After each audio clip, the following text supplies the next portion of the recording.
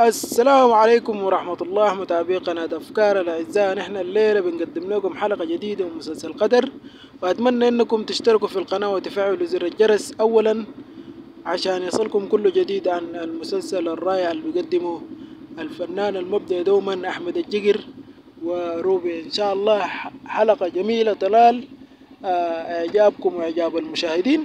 أتمنى أنكم تشتركوا في القناة وتفعلوا زر الجرس، وبهنا نكون عملنا مقدمة للحلقة إن شاء الله، وشكرا جزيلا للمتابعة.